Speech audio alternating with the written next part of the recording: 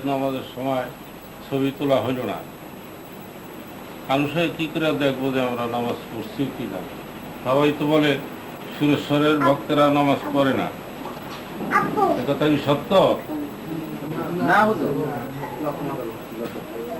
সত্য না।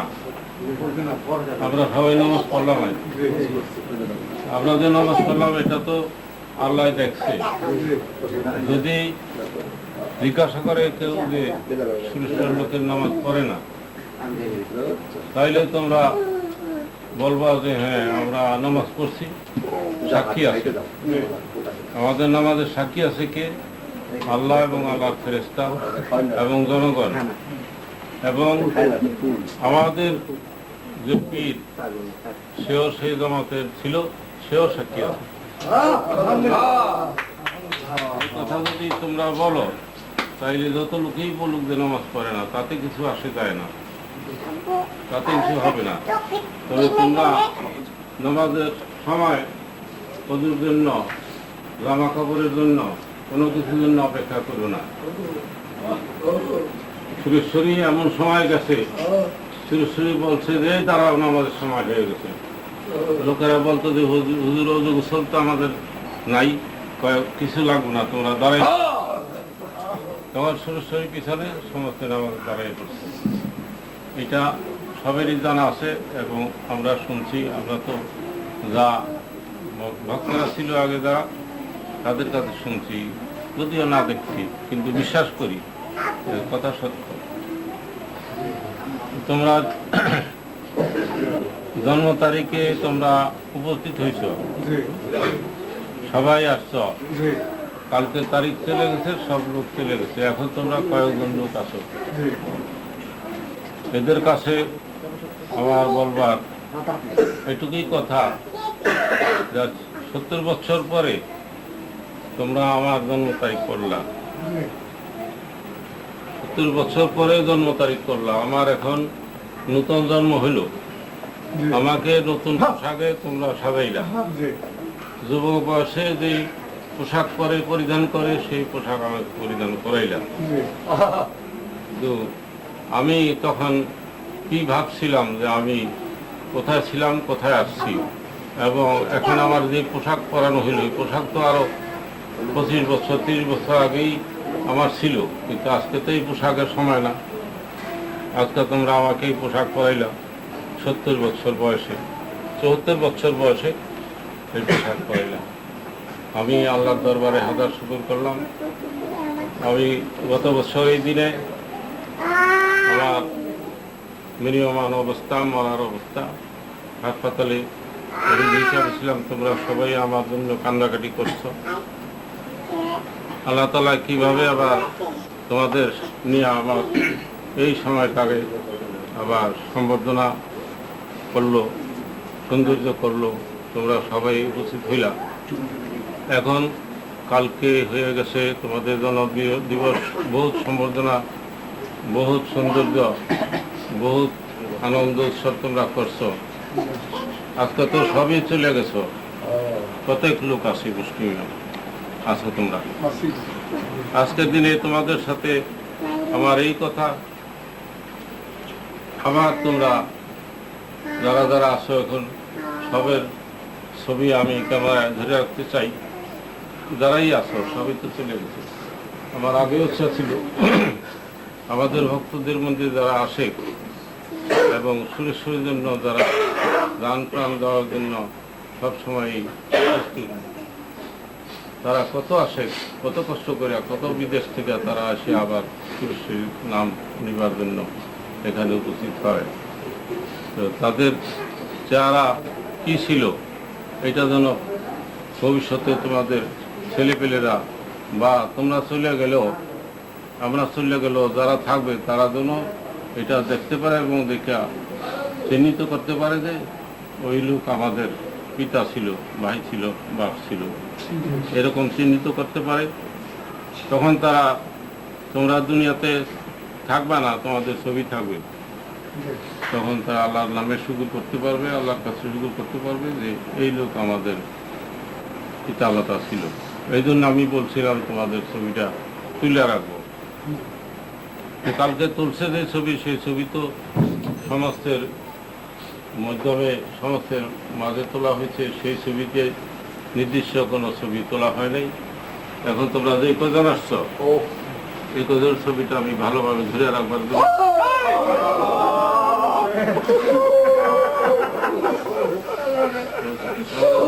সবগুলো ছবি আস্তে আস্তে আস্তে আস্তে তুলে আনো।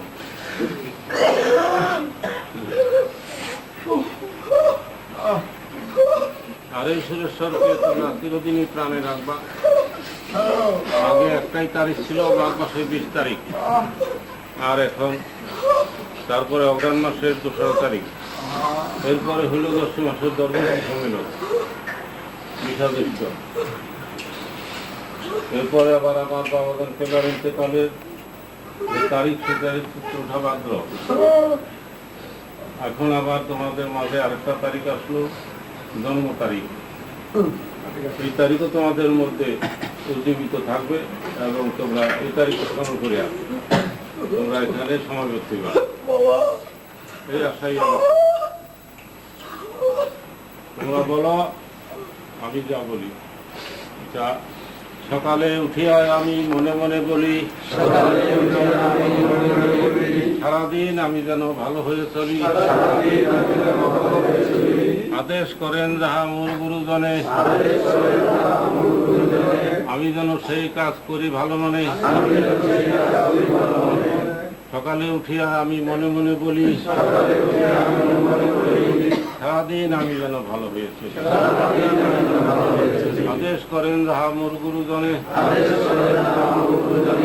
আমি যেন সেই কাজ করি ভালো মনে।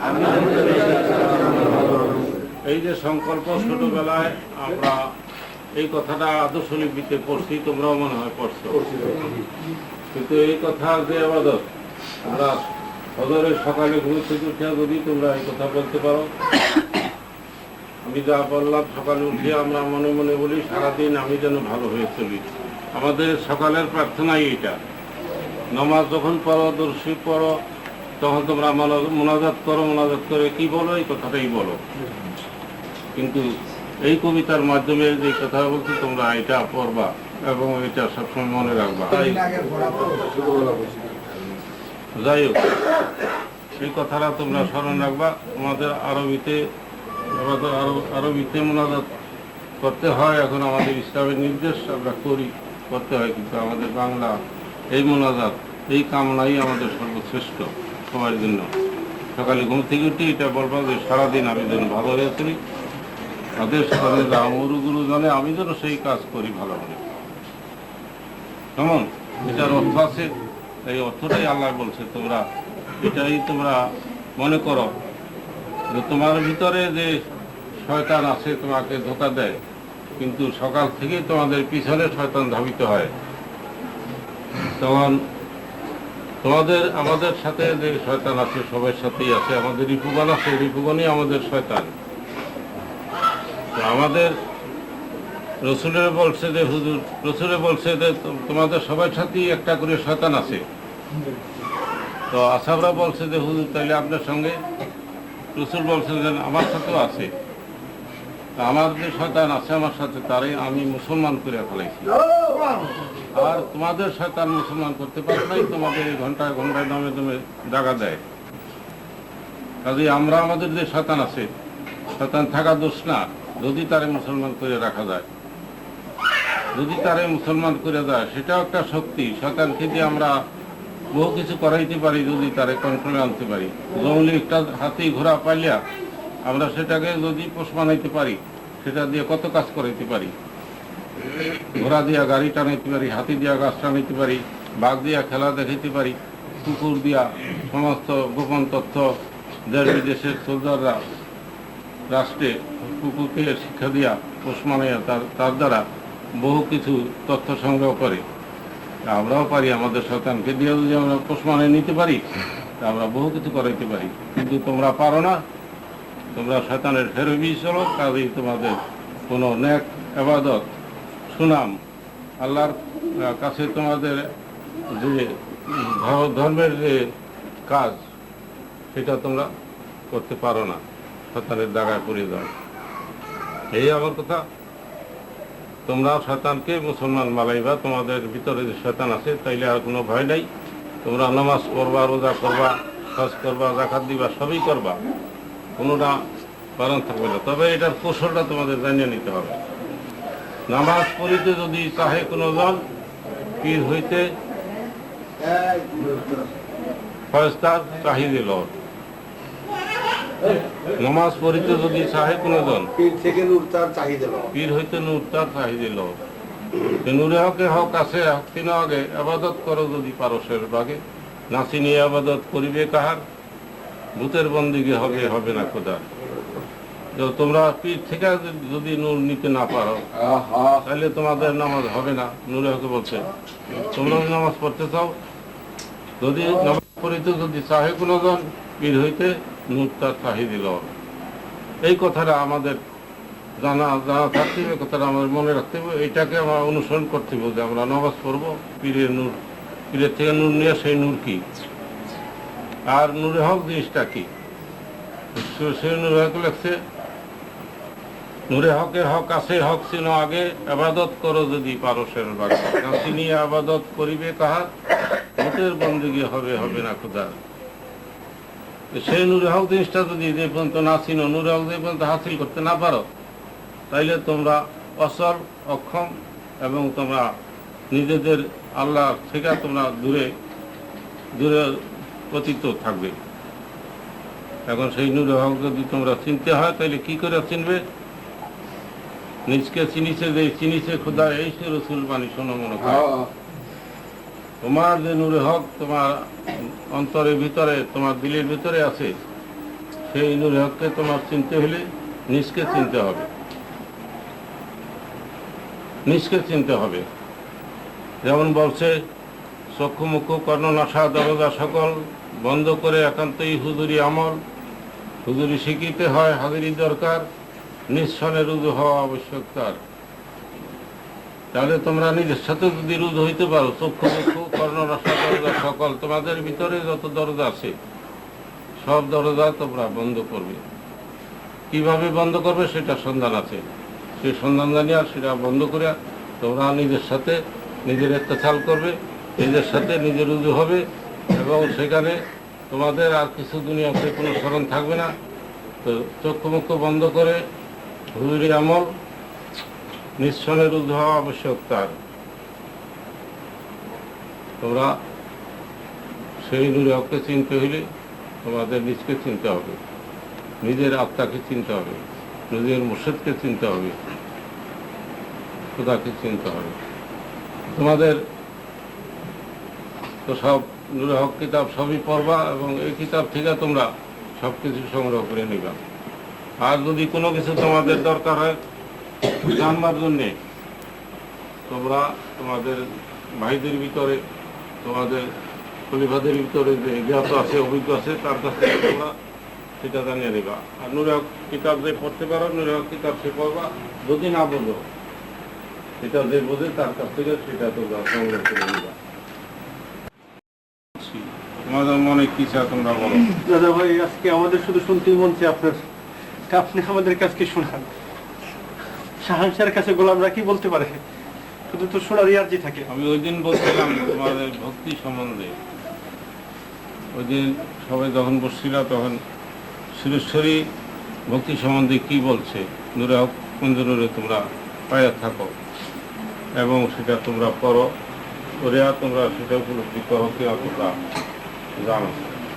এখানে ভক্তির মূল পথ সুরেশ্বরী লেখা একটু করে শুনতে চাই।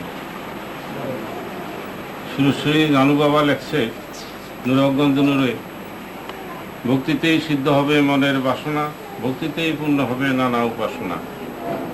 ভক্তিতেই তিনকটা হইবে পর্বত, ভক্তিতেই দূরে যাবে মনের কল্পত। ভক্তিতেই পাপ তাপ মার্জন হইবে, ভক্তিতেই ব্যাগতিক শরীর না রবে। ভক্তিতেই শক্তি হবে পাষাণ প্রখণ্ড, ভক্তিতেই খণ্ড করে লিখন নির্বন্ধ। অভক্তিতে মিথ্যা হয় সত্য গুরুজন, ঘাসে ভক্তি পামে মুক্তি রুমের কথন। পীর যদি ঘাস হয় ভক্তি করো তাই, ঘাসে ভক্তি পাবে মুক্তি যাবে না মিথ্যায়। ভাবে কেন ভক্তি শিখো, ভক্তি করো যদি, ভক্তি অঙ্গ পাপ হীন রবে নিরবধি। কি বুঝলা? ভক্তি সম্বন্ধে যে বললো, তোমাদের ভক্তি তোমরা করো, যে ভক্তি তোমরা করতেছ সুরেশ্বরীকে, জানু বাবাকে, সেই ভক্তির দ্বারা তোমাদের কি উপলব্ধি হয়? তোমাদের কি উপলব্ধি হয়? নিশ্চয়ই তোমরা ভক্ত, তোমাদের উপলব্ধি আগে হবে, তারপরে যাকে ভক্তি করো তার উপলব্ধি হবে পরে, তো আগে তোমাদের উপলব্ধি হবে। কিন্তু তোমাদের কি উপলব্ধি হয় তোমরা সেটা বলতে পারো না। তোমাদের ভক্তি করো, তোমার পীরকে, সুরেশ্বরীকে, জানু বাবাকে তোমরা অনবরত ভক্তি করে আসতেছ, কিন্তু ভক্তি করলে তোমাদের মনে কি শান্তি পাও? সুরেশ্বরী বাবা লেখে, ভক্তিতেই সিদ্ধ হবে মনের বাসনা। তোমরা যদি কোনো বাসনা করি আয়া থাকো, তোমরা ভক্তি যদি করতে পারো, ভক্তির মাধ্যমে থাকতে পারো, তবে সুরেশ্বরীর রহমত তোমাদের মনের বাসনা পূর্ণ হবে। যেমন নেয়ামত বর্ষণ হয় বা আকাশের বৃষ্টি বর্ষণ হয়, তখন সেই বর্ষিত জিনিসটা মাটিতে মিশে যায়, সেটাকে ধরে রাখতে হইলে ভাণ্ড পাততে হয়। সেই ভাণ্ড যদি তোমরা পাতো, তাইলে সেখানে বৃষ্টির পানি পড়ুক, গাছের রস পড়ুক, সেটা জমা হয়, তখন সেটা তোমরা ভক্ষণ করতে পারো।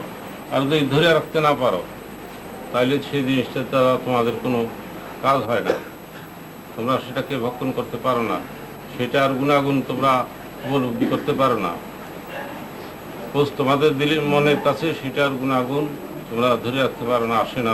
তোমরা যে ভক্তি করো, সেই ভক্তির কারণে তোমাদের সুরেশ্বরীর সেই মহব্বত এবং সুরেশ্বরীর রহমত তোমাদের ভাণ্ডে জমা হয়, তোমাদের কালবে জমা হয়, যদি তোমরা সেই ভক্তি করিয়া যদি তার ধ্যানে থাকতে পারো। এই জন্যই তোমরা ভক্তি করো। পাইছো কিছু, তোমরা ভক্তি করে তোমাদের অন্তরে কোনো জিনিস জমা হয়েছে, তোমরা জানো, তোমরা বলতে পারো যে তোমরা ভক্তি করো সুরেশ্বরীকে, তোমাদের অন্তরে কি জমা হয়েছে, তোমাদের ভাণ্ডে কি জিনিস জমছে, সুরেশ্বরী কি রহমত তোমাদের ভাণ্ডে জমা হয়েছে ভক্তির মাধ্যমে। যে ভক্তিতেই পূর্ণ হবে নানা উপাসনা, ভক্তিতেই তিনটা হইবে পর্বত, ভক্তিতেই দূরে যাবে মনের কল্প। তোমরা যদি ভক্তি করে সুরেশ্বরী খেয়াল করে তোমরা মাদার শরীফে বসো বা আমার দরবারে বসো, তখন তোমাদের সব কিছু মনের কল্পনা দূর হয়ে যায়। এখন তোমরা কি করতা? এখন তোমরা নানা দুশ্চিন্তা, নানা কথা, নানা কথাবার্তা আদান প্রদান করে সময়কে কাটাইতে। এখন এখানে বসছো, মনে ভক্তি ভক্তি নিয়ে বসছো। এখন কি তোমাদের আবাদত হয় না? কি আবাদত হয়? তোমাদের মন পরিষ্কার হয়, তোমাদের কল্পনা দূরে যায়, তোমরা যা ইচ্ছে মনে যা কল্পনা করো, আল্লাহ সম্বন্ধে যা চিন্তা করো, তখন সরাসরি তোমাদের সেই ভাবনা, সেই চিন্তা, সেই মহব্বতটা প্রাণে উদয় হয়, তাই না? ভক্তিতেই দূরে যাবে মনের কল্প। যা কিছু আজে বাজে কল্পনা করো সব দূরে দেব ভক্তি যদি দিলে থাকে। ভক্তি অঙ্গ পাপহীন রবে নিরবধি, সুরেশ্বরী বলছে। ভক্তি যার আছে, তার যত পাপ আছে সব পাপ তার নিরবধি মাফ হইতে থাকে ভক্তিতে। ভক্তি অঙ্গ পাপহীন থাকে, ভক্তি অঙ্গে কোনোদিন পাপ আসতে পারে না, নিষ্পাপ। তো তোমরা নামাজ পড়ো, রোজা করো, ইবাদত করো নিষ্পাপ থাকবার জন্যে, কিন্তু সেটা সন্ধান হইল নিষ্পাপ থাকতে হলে ভক্তি অর্জন করতে হবে, আদব করতে হবে। ভক্তির একটা শাখা হইল আদব। তোমরা যদি মান্য না করো, এক ভাই আরেক ভাইকে না মানো, পীরকে তোমরা ভক্তি না করো, তোমাদের খলিফাকে তোমরা ভক্তি না করো, খলিফার আদেশ উপদেশ তোমরা গ্রহণ না করো, তাহলে তোমাদের অধপতন হবে এবং তোমরা কামিয়াব হইতে পারবে না। যা তোমরা চাও, আশা করো আল্লাহর কাছ থেকে, অলি আল্লাহর দরবার থেকে, সেটা পাইবার জন্য একমাত্র ভক্তি হইল মূল জিনিস। ভক্তিতেই ব্যাগতিক শরীরে না রবে, ভক্তিতেই পাপ তাপ মার্জন হইবে।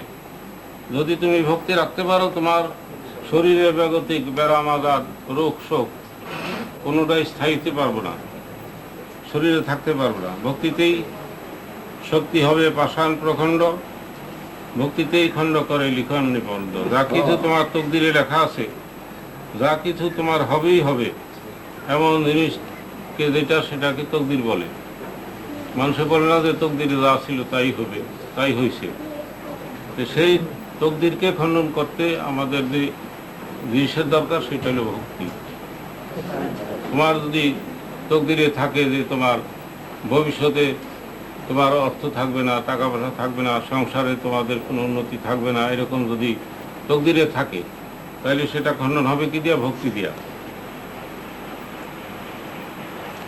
অভক্তিতে মিথ্যা হয় সত্য গুরুজন, ভক্তিতেই খণ্ড করে লিখন নির্বন্ধ ভক্তিতেই। অভক্তিতে মিথ্যা হয় সত্য গুরুজন, ঘাসে ভক্তি পাবে মুক্তি রুমের কথন। তো সেই ভক্তি তুমি যদি ঘাসকে করো তাইলে তোমার মুক্তি কি করে হবে? ঘাসে তো তোমাকে মুক্তি করাইতে পারবো না, ঘাসের কোনো ক্ষমতা নাই। আছে কোনো ক্ষমতা? কিন্তু সেখানে তোমার কাজ করবে কি? সেই ভক্তিতে। গাছের কোনো ক্ষমতা নাই। আমরা যা কিছু করি জগতে, যা কিছু আমল করি, যা কিছু আমল করি, সেই আমলটা আমাদের ভক্তির উপরেই সেটার ফলাফল। তো পীর যদি ঘাস হয় ভক্তি করো, তার ঘাসে ভক্তি পাবে, মুক্তি যাবে না মিথ্যায়। এই জন্য বলছে অনেক মুরিদান, অনেক ভক্তেরা পীর ধরিয়াও তারপরে তাদের মনে দুর্বলতা আসে, কি পীর ধরলাম, আমাদের তো কোনো কাজ হইতেছে না। তখন ঈশ্বর শুই বললো যে না, তোমরা যে সেই কথা মনে আনো সেটা তোমাদের ভুল, কিন্তু পীরের ভক্তির গুণেই তোমার কাজ হবে। তোমার কাজ, তোমার শক্তি তোমার অন্তরে, তোমার কলমে সেই শক্তিটা অর্জন করিয়া তোমার সেই শক্তি দ্বারা তুমি সব কিছু করতে পারবা। কিন্তু তুমি যদি সেটা অর্জন করতে না পারো, সেটা অর্জন করতেই তোমার ভক্তির দরকার। সেটা ঘাস হোক আর ঘর হোক, গাছ হোক, যে কোনো জিনিসই হোক, সেটার কোনো তোমার তারতম্য কোনো দরকার করে না, বা সেটা কিছু করতে পারে না, করে শুধু ভক্তিতে। কেমন হাফে ধ্যান ভক্তি শিখ, ভক্তি করো যদি, ভক্তি অঙ্গ পাপহীন রবে নিরবধি। হাফেজ দেওয়ান হাফেজের কথা আছে যে সে খুব ভক্ত